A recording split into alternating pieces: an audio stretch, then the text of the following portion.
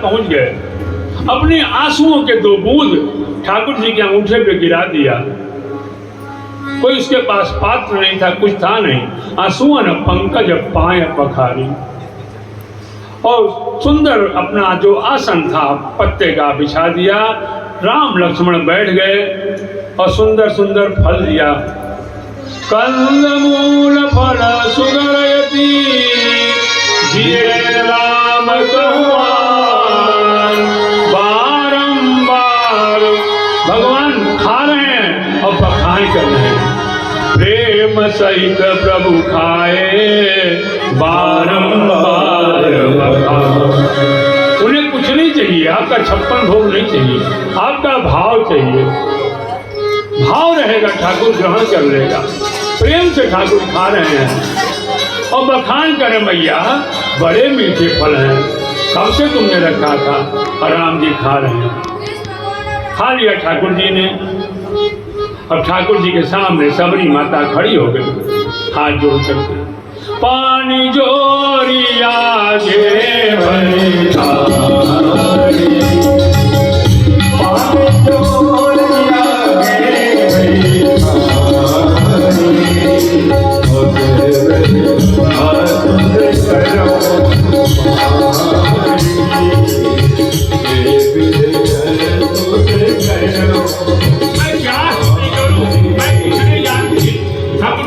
माता तुम कुछ नहीं जानती, मैं तुम्हें आज जाना दूंगा तुम क्या हो।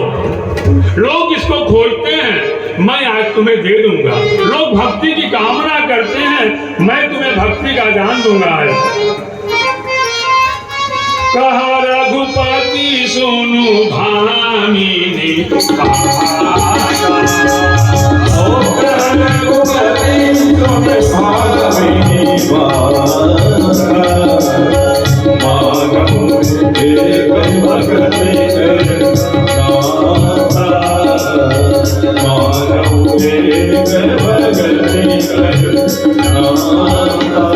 भगवान कहते हैं मैं एक नाता संसार में जानता हूं जो भक्ति का नाता है, और कोई नाता मैं नहीं जानता। मैया मैं जो मुझे भक्ति जो मेरे जो जपता है मैं उसको जानता हूं। मेरे पास एक ही नाता है, भक्ति का नाता है। मैया मैं बता रहा हूं तुमको। अब आज मैं तुमको नवधा भक्ति का ज्ञान दूंगा।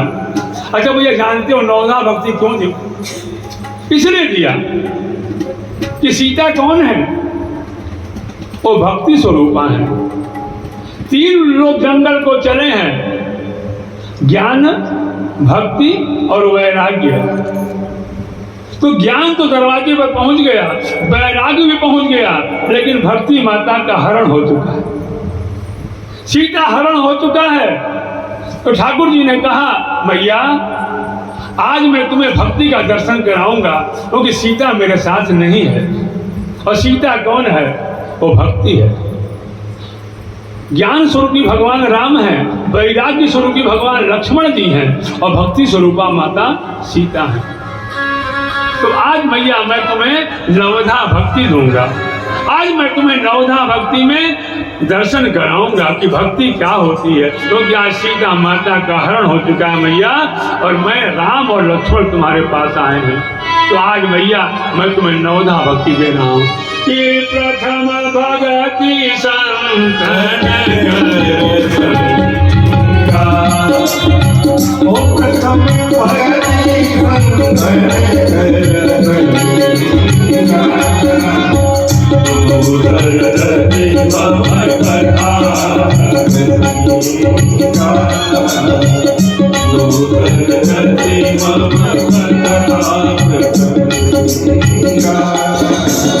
पद पंकज सेवा भक्ति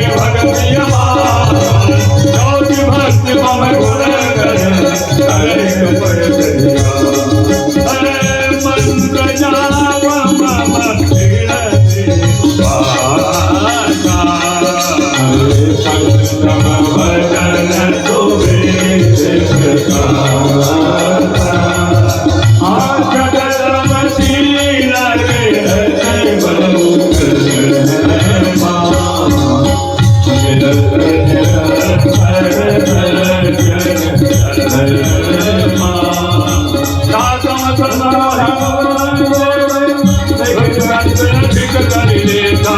आठों जथा लाभ संतोषा नहीं नहीं दे कहीं पर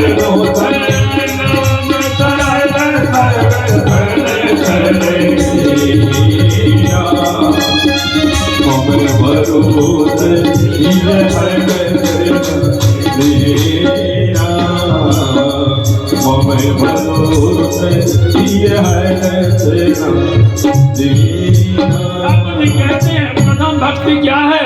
प्रथम भक्ति है संतों का साथ देना, संतों की संगति, ये प्रथम भक्ति है भैया। मानव जीवन मिला भैया ना, तो संतों का साथ करिए, पढ़े लिखों का साथ करिए, क्योंकि भगवान की भक्ति का स्वरूप वही है। प्रथम भक्ति संतन कर संगा। और दूसरी भक्ति क्या है जो आप लोग बैठे हो कर रहे हो? दूसरी भक्ति मम कथा प्रसंगा, तो हमारी कथाओं को सुनता है उसको भी मैं भक्ति का दान देता हूँ। और तीसरी भक्ति क्या है? गुरुपद पंकज सेवा, अपने गुरुओं की, अपने देवताओं की। गुरु कौन होता है? गुरु तो ब्राह्मण नहीं होता है, जो आपसे बड़ा है वो गुरु है, जो कुछ ज्ञान बताता है वो गुरु है। ये नहीं कि कोई पंडित जी हैं तभी गुरु हैं, आपके माता पिता आपके गुरु हैं, आपको जो धर्म सिखा, आपकी बड़ी बहन है वो गुरु है, आपकी बड़ी माँ है वो गुरु है। जो बड़े हैं सब गुरु हैं, कोई छोटा नहीं भैया। बड़े हैं कुछ न कुछ आपको देंगे, हम लेना नहीं जानते। लेकिन भैया जो अपने बड़ों की संगति करता है भैया ना, उसे बहुत चीजें मिल जाती हैं। अगर आपको कुछ चाहिए भैया ना, तो अपने बड़ों का चरण रज लेना सीख लीजिए। 4 चीजें मिलती हैं बड़ों को प्रणाम करने से, 4 चीजें प्राप्त होती हैं। जो अपने बड़ों को रोज प्रणाम करता है उसे 4 चीजें मिलती हैं, और चारों बहुमूल्य हैं। पहली चीज मिलती है आयु, दूसरी चीज मिलती है विद्या, तीसरी चीज मिलती है यश, और चौथा मिलता है बल। 4 चीजें आप केवल अपने बड़ों को प्रणाम करके प्राप्त कर सकते हैं। अभिवादनशीलस्य, तो दूसरों को प्रणाम करता है भैया। नित्यम वृद्धोपसेविनः, अपने से बड़ों को जो चरण छूता है। चत्वारि तेन वर्धन्ते, उसके बाद 4 चीजें बढ़ जाती हैं। क्या क्या? आयुर विद्या यशो बल। आयु विद्या यश बल चारों बढ़ उसके पास मिल जाता है। तो गुरुपद पंकज सेवा, गुरु के चरणों की सेवा तीसरी भक्ति है। गुरुपद पंकज सेवा तीसरी भक्ति अमान, और चौथी भक्ति मम गुण गण करई कपट तजी गान। चौथी भक्ति क्या है? कि हमारी जो कथाएं हैं, हमारी जो लीलाएं हैं, उनका कपट छोड़ करके, त्याग करके, मन से कपट निकाल करके उनको ध्यान करना, ये चौथी भक्ति है। और 5वां भक्ति क्या है? पंचम भजन सो वेद प्रकाशा, जो वेदों से प्रकाश होता है, जो वेद ध्वनियां हैं, जो वेद की ध्वनियां हमारे कानों में जाती हैं, वह पंचम भक्ति है। छठतमशील विरति बहुकर्मा, और निरत निरंतर सज्जन धर्मा। 6वीं भक्ति क्या है? हमें मनुष्य का शरीर मिला है, तो जो मनुष्य के लिए जो आचरण बताए गए हैं उन आचरणों को हम करें। जो सदाचार, जो व्यवहार संसार में रहने के लिए करना पड़ता है भैया, उनको हम करें। निरत निरंतर सज्जन धर्मा, सातम सम मोहिमय जग देखा। 7वीं भक्ति क्या है? कि मेरे समान सबको देखना। हम कहते हैं ना कि सिया राम मय सब जग जानी, सिया राम मय सब जग जानी, प्रताप गोरे दुख पानी।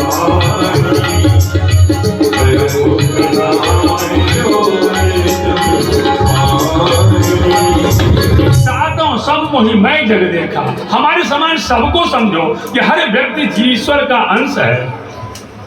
मोते संत अधिक करे लेखा, और संतों की शरणों में जाओ, संत को भी भगवान मानो।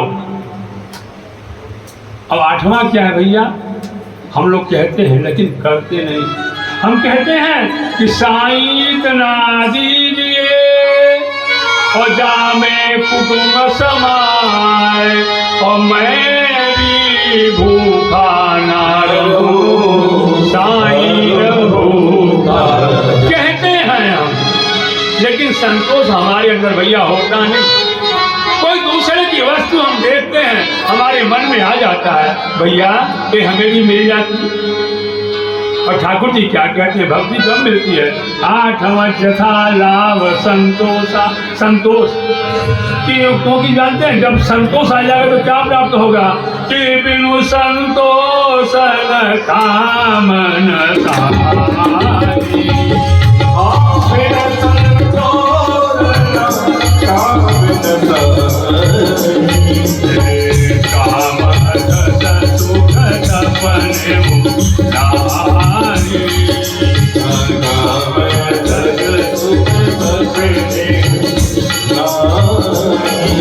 सारी, हमारे मन में जो विकार है, हमारे मन में जो चीजें हैं कि वो चाहिए मुझे मिल जाए। अब तो जाते हो भैया ना, आजकल जो शादी विवाह में खाना होता है ना, क्या आप बोलते हो उसको? आजकल बफे सिस्टम लगता है। अब वहाँ तो भैया 50 आइटम रखे हुए हैं, लेकिन हमारी जीभ लपलपाती है। अब हर जगह जाते हैं, कुछ छोड़ना नहीं चाहते, सब टेस्ट हमको चाहिए, भले घर जाके पेट बिगड़ जाए। लेकिन जितना आइटम बना भैया ना, सबको हमको एक बार देखना जरूर है। भैया वहाँ सबके लिए बना है। कोई पूरी नहीं खाए उसके रोटी बनी है, रोटी नहीं खाए उसके लिए चावल बना है, किसी के लिए हल्की मिठाई बनी है, किसी के लिए तगड़ी, लेकिन हमको सब चाहिए। हम आइसक्रीम भी खाएंगे, दूध भी पिएंगे। और भैया अगर कहीं संजोग से कुछ खत्म हो गया ना, हम वहाँ गए स्टॉल पर नहीं मिला, अरे मारिए दूसरे पीने को नहीं मिला। तो यह जो भाव है संतोष, जब तक संतोषम परमास्थाय सुखार्थी संयतो भवे, संतोष मूलम ही सुखम दुख मूलम विपर्यय। जब तक जीवन में संतोष नहीं आएगा भैया ना, हमारा जीवन पूर्ण होने वाला भैया नहीं। आठवां जथा लाभ संतोषा, और उसके बाद क्या कहा कि सपने नहीं देखई पर दोषा। हम दूसरे का दोष निकालते हैं, उनकी बहू ऐसी है, उनकी बेटी ऐसी, उनका बेटा ऐसा है, वो ऐसे हैं, लेकिन हम अपनी ओर नहीं देखते। लेकिन भैया एक बात बता दो, जब आप ऐसे उंगली करते हो भैया, तो आपकी 3 उंगलियां पीछे घूम जाती हैं, तब ये उंगली सूधी होती है। ईश्वर कहता है पहले अपने 3 अवगुणों को देखो अपने अंदर के, उसके बाद तो सामने वाले का एक दोष देखे। लेकिन हम इसको नहीं देखते भैया, हम है वो गलत है, वो गड़बड़ है। नारायण कहता है कि पहले अपने अंदर को झांक, तब उसको देख। इसीलिए पहले मोड़ देता है, तब इसको सीधा करता है। लेकिन हम नहीं, इसको नहीं देखते, कभी कोई नहीं देखता भैया, हम दूसरे का दोष देखते हैं। सपने, और नारायण क्या कहते हैं कि तुम्हें भक्ति कब मिलेगी? जब तुम दूसरों का दोष देखना बंद कर दो। सपने में भी मत सोचो, सपने नहीं देखई पर दो। और नौवीं भक्ति भगवान कहते हैं हम सबरी माता से कि नवम सरल सब सन छलहीना। किसी के साथ छल का व्यवहार मत करो, कपट ना करो भैया। अगर कोई आया आपके घर में जो है दे दो, दिखावा करने का कोई लाभ नहीं है, क्योंकि जो मूल है वही रहेगा। आप बताओ, किसी खिला के आप किसी का संस्कार नहीं बदल सकते।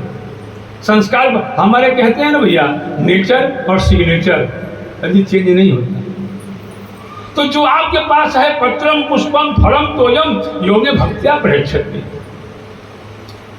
पर दिन हमने बताया था भैया ना कि सज्जनता की परिभाषा क्या है। सज्जन कौन है? हम कहते हैं मनुष्य हैं, लेकिन क्या अपने अंदर हम झांकें, क्या हमारे अंदर मनुष्यता की परिभाषा है? 4 मिले 64 खिले, क्या 4 मिले?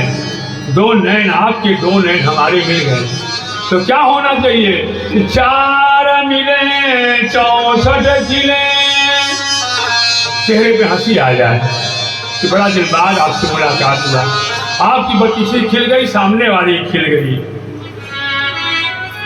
ये सज्जनता है।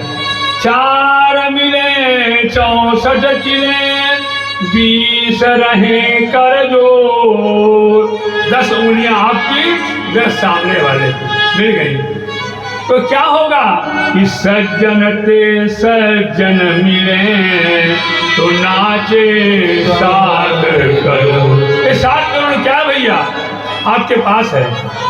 3.5 करोड़ आपके पास है, सबके पास है।